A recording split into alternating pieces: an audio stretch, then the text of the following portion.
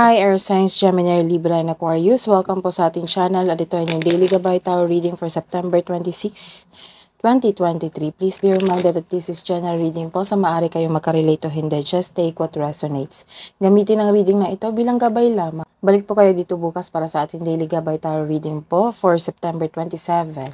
Please like, subscribe, and click bell button para updated po kayo sa daily tarot reading natin. Maraming salamat po. Para po sa gusto magpa-reading, maaari nyo pong makuha ang link. Nasa description box po ito. Message nyo lang po ako sa messenger. Maraming salamat po. Spirit guys, ano po ang ganap today para kay Gemini, Libra, and Aquarius ngayong September 26, 2023?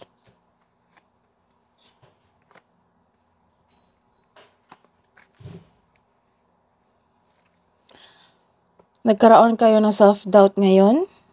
Kasi may nalaman kayong sekreto, nagkaroon kayo ng confusion kasi hindi kayo makapaniwala na nagawa ng taong ito. Oo, na may sinasabotahe kanya, chinichismis kanya, kaya kayo nagkaroon ng confusion dito. Nagkaroon din kayo ng self-doubt. Sa araw na ito, don't worry kasi may good luck kayo. This is your lucky day, Gemini, Libra, and Aquarius. Joy, prosperity, yan po yung ganap. May kasama kayong male figure. It might be your father, partner, kuya, tito, oo. Na part sa celebration, na may celebration kayo or may lakad kayo. Hingi tayo ng advice, Spirit Guides, Gemini, Libra, and Aquarius. Hingi po kami ng advice para kay Gemini, Libra, and Aquarius. Concealed power, give birth to the wonder of revelation. So may revelation na ganap? Dawn of love, love is rising on the horizon of your life. May parating na love life. Para sa mga single dyan. Sa mga relasyon, umaapaw ang inyong pag-iibigan. Hingi po tayo ng Spirit Guides. Message na po. Energy po today ni Gemini, Libra, and Aquarius ngayong September 26. This is a reverse card. Nagkaroon po kayo ng isang delayed endings. It might be nag-extend ang inyong kontrata sa trabaho. Ilan sa inyo naalala ang past. This is a confirmation na nagkaroon kayo ng healing. You are decided to heal yourself. Kasi nagkaroon kayo dito ng confusion self-doubt. So, nag-decide kayo na mag-move on, mag-heal. Nagkaroon ng healing process. Some of you hinahayaan ang isang sitwasyon na matapos. Remind yourself na let go and move forward. Ang pagkapit sa nakaraan ay pumipigil sa paglitaw ng isang bagong simula. This card tells you na subukang huwag ipagpaliban ang kasaganaan na naghihintay sa'yo. So, don't put blockages. Tama yung decision mo na i-release mo yung emotions mo para magkaroon ng healing. This is hard work. Nagkaroon ng success sa inyong trabaho, sa inyong proyekto, sa inyong plano na nagkaroon ng fulfillment. This is a new opportunity. It might be a job opportunity or a person na nag-take an opportunity para kausapin ka. This card asks you to accept project and face it with confidence kasi naka-align ito sa passion mo. Isa din ito sa dahilan na magkaroon ka ng maraming opportunity. Kaya huwag mag-alinlangan, tanggapin ito. This card tells you na nasa next level ka na ng prosperity na matagal mo nang hinihintay. Kaya huwag mong palampasin. Kaya huwag mong palampasin itong pagkakataon na ito. Posibleng dagdag trabaho ito o dagdag kaalaman. Iwasan mo lang ma-burnout sa dami ng trabaho. May nakita ako dito na parating na burnout So iwasan nyo po. Nag-increase yung confidence nyo sa inyong trabaho. Kailangan mo rin labanan yung takot mo. And this will lead you to grow and expand. So work your skills. Wow. Let's see your career and money. Gemini, Libra, and Aquarius. Lumipad. Gusto niyang lumabas eh.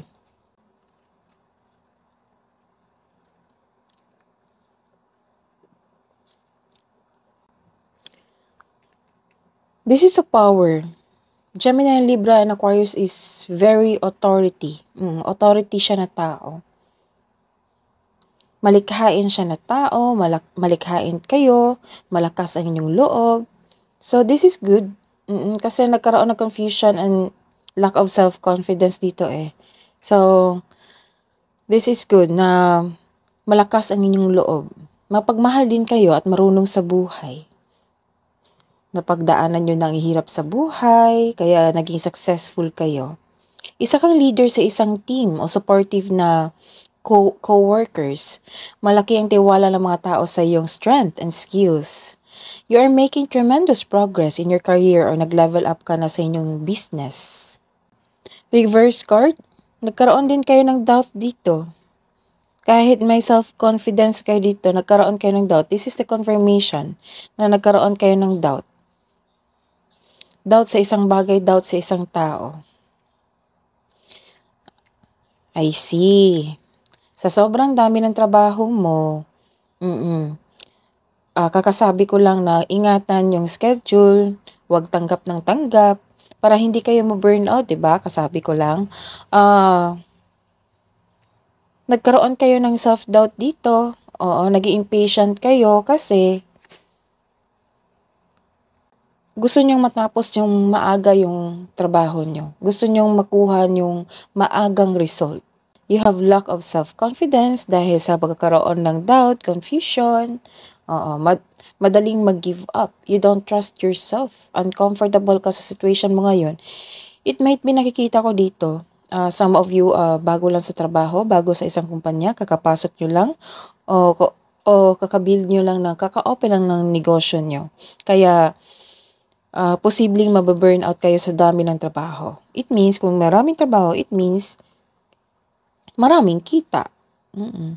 Magkaroon ng career growth. Magkaroon ng financial growth. Pero I advice is, para magkaroon ng balanse, plan. Kailangan ng plano. Balansehin ang schedule. Huwag tanggap ng tanggap para hindi kayo ma-burnout. The advice, have faith in the universe, face your fears with self-confidence and courage.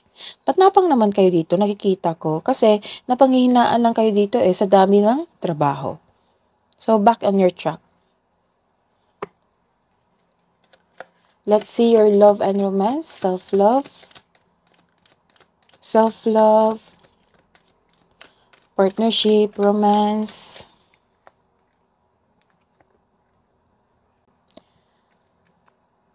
This is a reverse card. Nagkaroon kayo ng lack of boundaries, lack of self-confidence, lack of boundaries. Anong nangyari sa'yo, air signs? Sobrang pagod kayo sa kakaisip, sa kakatrabaho. Dahan-dahan lang, hinay-hinay. Hindi marunong may tao dito na kasamahan mo sa bahay, kapareha mo, or ikaw, na hindi marunong magpahalaga sa isang pera, sa isang relasyon, sa isang tao, sa isang bagay, ganun. So, hindi stable ng emotion nyo. Kasi minsan, nagkaroon kayo ng lack of self-confidence, confusion, doubt. Pero nakikita ko dito na isa kang experiensyadong tao. Well-experienced ka na at very confident ka sa inyong mga experience, na dala-dala mong experience, very successful ka. Marami kang alam. So, nakikita ko dito na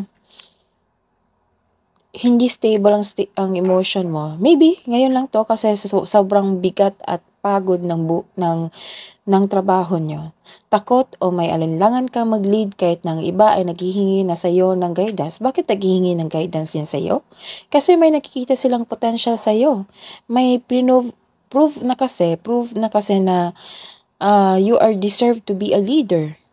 May nagawa ka before na naayos mo ng mabuti, kaya napahanga sila. Kaya hanggang ngayon, lumapit sila sa iyo. Kasi malaki ang believe nila sa iyo eh.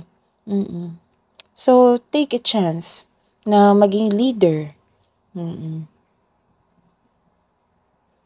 Yung emotion mo sa trabaho, dinala mo sa love life mo, sa sarili mo, sa bahay.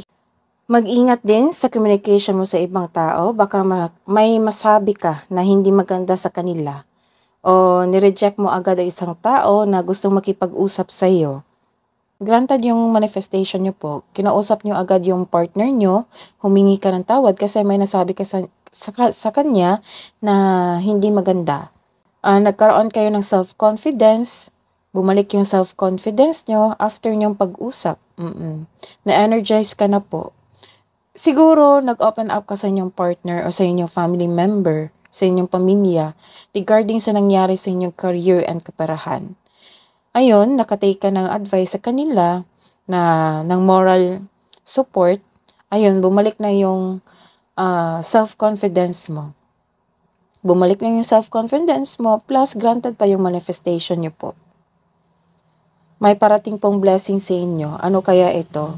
Sa sarili, sa pag-iibigan, sa bahay nyo. Nakikita ko rin dito na you are very talented person. Lahat gagawin para makuha ang gusto. You are divinely guided din po. Kayong mag-partner. Let's see. Hidden truth po. Anong iniisip niya? Anong iniisip mo? Sa mga single, I know that I crossed the line with you. Sa mga may relasyon, I can't stop thinking about you. Spirit guides, love advice niyo po para kay Gemini, Libra, and Aquarius sa mga single po. Treat yourself to something beautiful today. Pamper yourself. Air signs. Deserve mo yan. Love advice po para sa mga couple. Soul. Your soul is preparing to connect. Trust in the process. Love advice po. Manifesting miracles. Your dream is soon to become reality. Wow. Ito yung blessing sa inyong pag-iibigan. May parating sa inyong blessing. Your dream is soon to become reality. Trust your heart and continue to follow its guidance. Kabuang advice po, spirit guides. Bring love into the situation.